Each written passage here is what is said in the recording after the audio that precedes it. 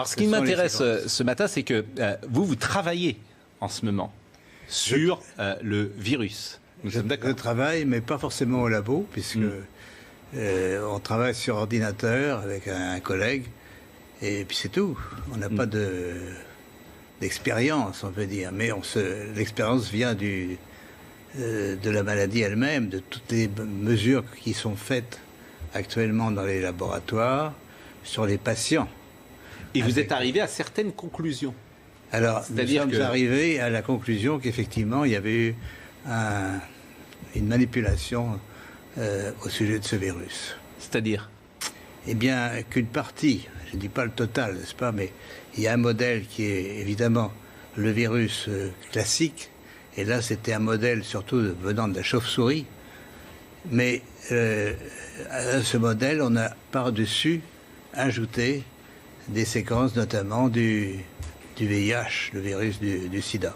Mais quand vous dites « on a ajouté », qui a ajouté? Moi, je ne sais pas. Mais c'est pas naturel, c'est ce que vous voulez dire? Non, ce n'est pas naturel. C'était un travail de professionnel, un travail de biologiste moléculaire. C'est un travail très minutieux, on peut dire d'horloger, on peut dire au niveau des séquences. Mais dans quel but? Dans quel but, ça, ce n'est pas clair. Moi, j'expose, si vous voulez, mon travail, c'est d'exposer les faits, c'est tout. Je n'accuse personne, je ne sais pas qui a fait ça et pourquoi.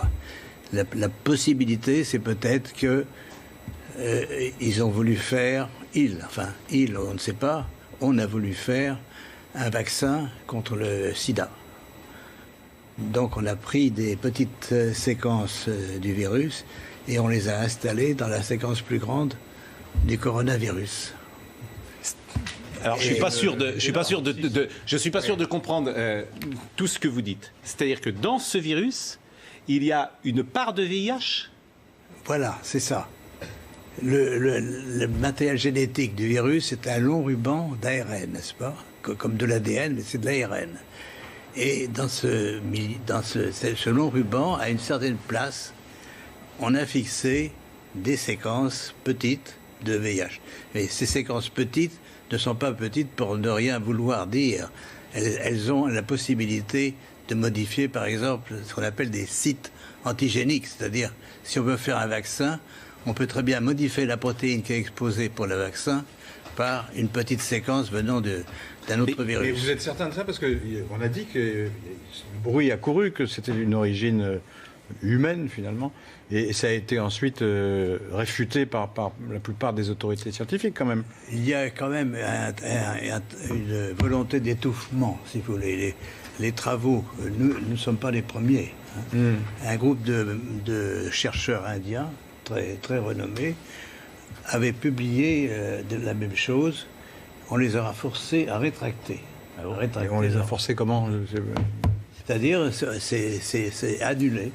Il y a, si vous regardez leur publication, vous avez une grande bande annulée parce que... Mais ce que vous dites là, la plupart des scientifiques disent le contraire, quand même. De moins en moins. De moins en moins. Si vous voulez, ceci est arrivé c'est au début de cette année et on voit de plus en plus de travaux qui suggèrent. Mais moi, je suis, on peut dire, hors d'âge. Je suis prix Nobel et je peux travailler librement. J'ai donc aucune pression sur moi qui peut agir.